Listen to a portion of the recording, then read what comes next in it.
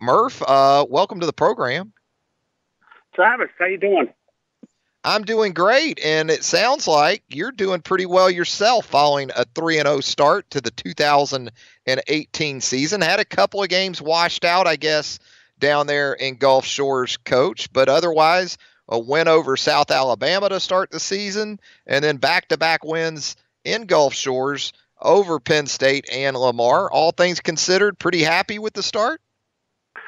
Oh, yeah, but, first I wanted to say how sorry we were for, Jalen's family and all his friends.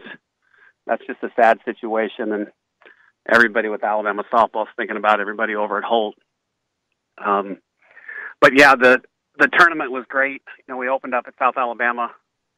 We knew that was going to be a tough game. They had a senior pitcher in Devin Brown, and she matched basically, so Sorio and her matched pitch for pitch. And we scored, one run on I think it was bases loaded, and Gabby Callaway hit a hard shot that their first baseman couldn't field, and that allowed a run to score, and that was it. But we did leave 10 people on base. Couldn't get the key hit, but Sorio pitched great. We played really good defense behind her, and the one run usually stands up with Lexi. And then we went down to Gulf Shores, and it was a very exciting day because the two new pitchers, they both knew that they were getting starts that day. Madison Preston, the lefty from Centralia, Missouri, she started the first game against Penn State and threw a one-hitter, and it was kind of a four-hop ground ball that got through the infield. And then Courtney Gettins, she kind of did the old, you can do that, I can do that better. And she came, and the next game she threw a no-hitter versus Lamar. And Lamar had just lost to Ole Miss 3-2, and I think it was 8 or 9 innings. So, I was thinking it was going to be a really good game, but, timing is everything. And I don't know if they kind of had a little leftover feeling of that Ole Miss loss or what, but we beat them, I think it was 10-0, and Courtney had the no-hitter, so. And, we were hoping to play Saturday 2 more, but they called us about probably 8 o'clock and said games were canceled for the morning, and they were going to try to reschedule for the afternoon. And then the weather just did not look good. So Virginia Tech actually went home, and we were supposed to play them. And then almost every other team followed suit. So, but I was pleased. We played really good defense. I think we only had 1 error in 3 games. Obviously, all 3 pitchers, a 3-hitter, a 1-hitter, and no-hitter. And then we got production from almost everybody. And everybody played, and almost everybody got a hit that did play. A couple of freshmen got their first hit ever, so that was cool to see. Couple of freshmen of note that were really thrown into the mix in this opening weekend that I wanted to ask you about, starting with Kayle Tau. The outfielder, designated player, really a good-looking athlete. She looks like she could play just about any sport, but obviously a bright future for the young lady from Kentucky. Yes, very, very nice swing, kind of a Ted Williams-ish swing. Strong kid. She's like 6 foot. She's kind of the lefty power that we were kind of looking for. In a class, and I think she's going to be a very good hitter for us. She hit a double in a gap versus South Alabama, got a couple more hits, a couple RBIs in the 2 games against Penn State and Lamar, but I think she's going to be fun to watch, and she's just going to get better and better. And we're hoping that she's one of those kids that is kind of like a Jordan Patterson, Cassie Riley, Boscia type of kid that not only is she a great player, but hopefully she's going to be a good leader for us because, she's a 4.0 kid. Does the right thing. And we need that type of leader, back in our program like Cassie and Jordan and Ryan Murray. Now at second base, we didn't see as much of Demi Turner in the opening weekend, and I guess that was related to an injury. But Maddy Morgan, another true freshman, playing a lot of softball for you over the weekend. And then you also got a pretty nice effort, it looks like, from Claire Jenkins at second base too. Yeah, actually, Demi had she had a team rule she broke. That was the first game. But then she's battling this toe ligament thing, and she did get a double in her only at bat. And hopefully, you know, having the 2 days off, Saturday, Sunday, and then today all we're going to do is hit because it's raining again. But you're right, Maddy Morgan got to start the first 2 games, and then, I think it was first 2. And then Claire got a start in the third game, and she came up with a couple big hits. Maddy had a hit. But both of those two are very capable of playing any of the 3 infield positions. So I was really glad they got a start, because that experience of getting in there, getting the jitters out, you know, it'll help us down the road. And for both of them to get their first hit on the first weekend is key, because we've had kids before that, you know, it turned into an 0 for 26 slump, because they you know, you just keep pressing, and you didn't get that hit that first weekend, and the second weekend, and it's like, uh-oh. So hopefully, you know, nobody will have that begin this year. Looked like a very productive start for your first baseman, Bailey Hemphill. 3 starts, 4 hits, and 6 at-bats, and as we've grown to expect, a lot of walks for Bailey there in the Travis, 3-hole. It's like watching Barry Bonds. She went 1 for 1 versus South. They walked her intentionally twice, and then the third time was an unintentional intentional, where the catcher sat up about 3 feet outside the plate, and they weren't going to give her anything to hit. And then the 1 out she made was the left fielder and the center fielder almost collided, and I don't know how the heck the center fielder caught it, but she was banging up against the fence. So that would have been a double at least. I don't remember her other out, but she had a lot of shots, just hit the barrel of the bat almost every single time. And then to me, the key though was Demi Callaway behind her, because, you know, South walked her to get to Gabby, and Gabby got that RBI. And then in the Penn State game, Gabby's up with the bases loaded and hits the double that cleared them. So immediately, you know, the 3 RBIs from the 4 spot, which was really good to see. And then she followed up with a couple more hits against Lamar. So that's the thing we were kind of missing, you know, last year, where people would walk our hot hitter, and then, you know, the hitters behind them wouldn't produce. So for the first weekend, I was really pleased with that too.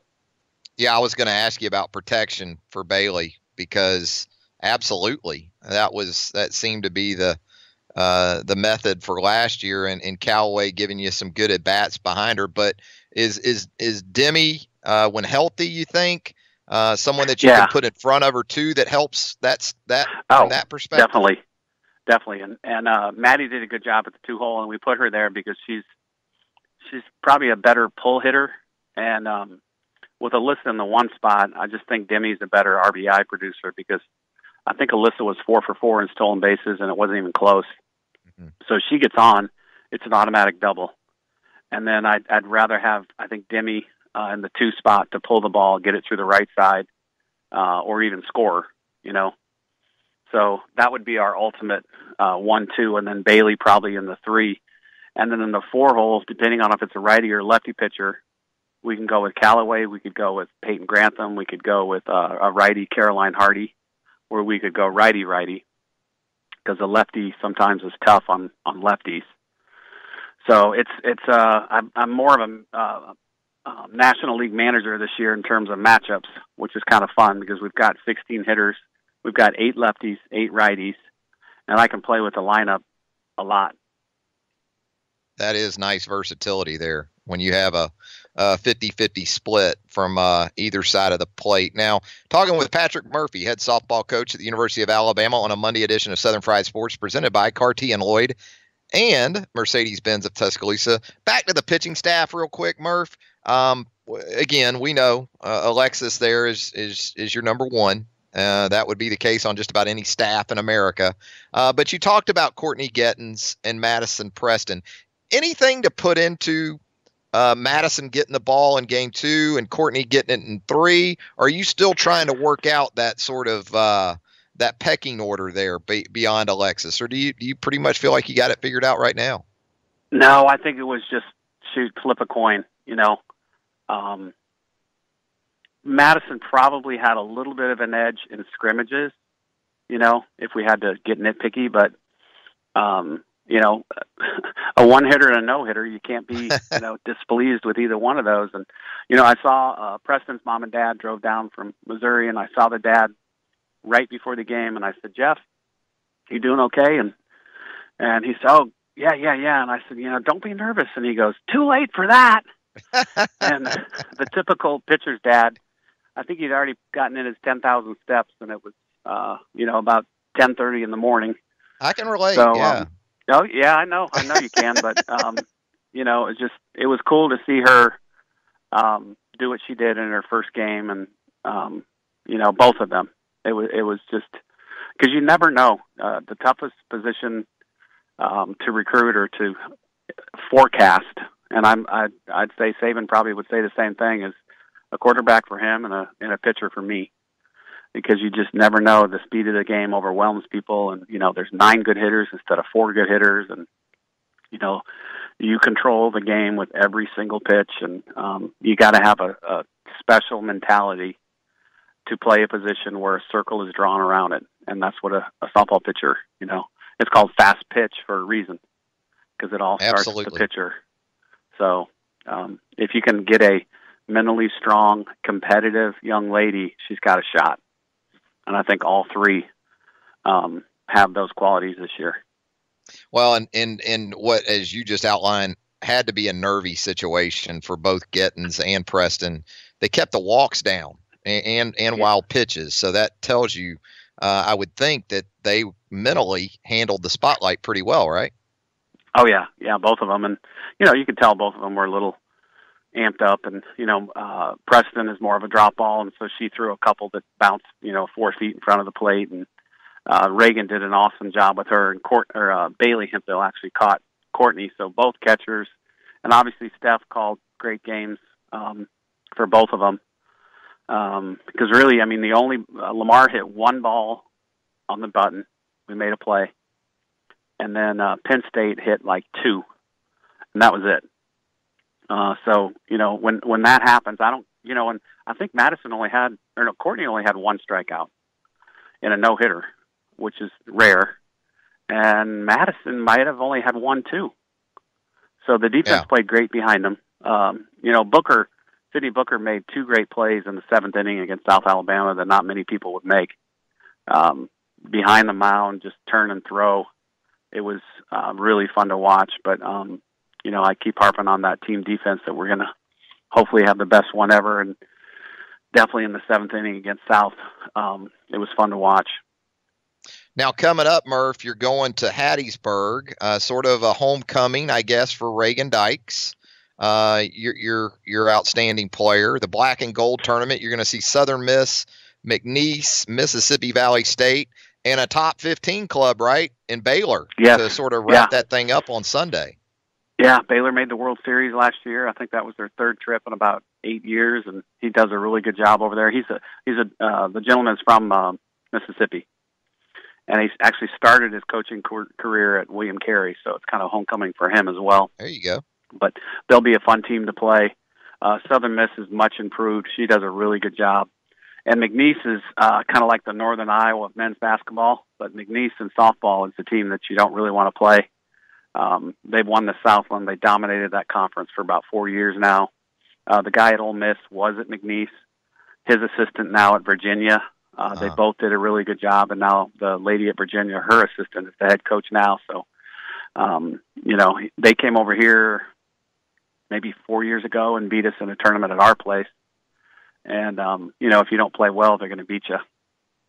But, yeah, Reagan's from Collins, which is about 35 minutes north of Hattiesburg. And we're going to they live in the country. The dad is a chicken farmer. And you know what we're eating for dinner that night? Yardbird, yeah. Fresh yardbird. Free range, Murph. That's free range yardbird. That's right. And I believe Collins, Mississippi is where the late Steve McNair had a home. The former. Really? Yes. You can ask Reagan about that. She'd know better than I, but should be a fun trip down to Hattiesburg. Then you Coming up the following weekend, you're going to open up here at home with the Easton Bama Bash, a field that includes Florida State, 2 games with the Seminoles, a top 10 team right now in the college softball rankings, a team near and dear to your heart, Northern Iowa, coming down for that Bama Bash. Yes, and Georgia State. Mm-hmm. And I think they were picked third in their Sun Belt, and Northern Iowa actually won the Missouri Valley last year. So that's going to be a heck of a good tournament. And Northern Iowa, I think, started off the season 4-1. I'm not sure. I didn't see what Florida State did, but they have a lot of people back. So it'll be a good field, and we're really, really ready to get to play at home.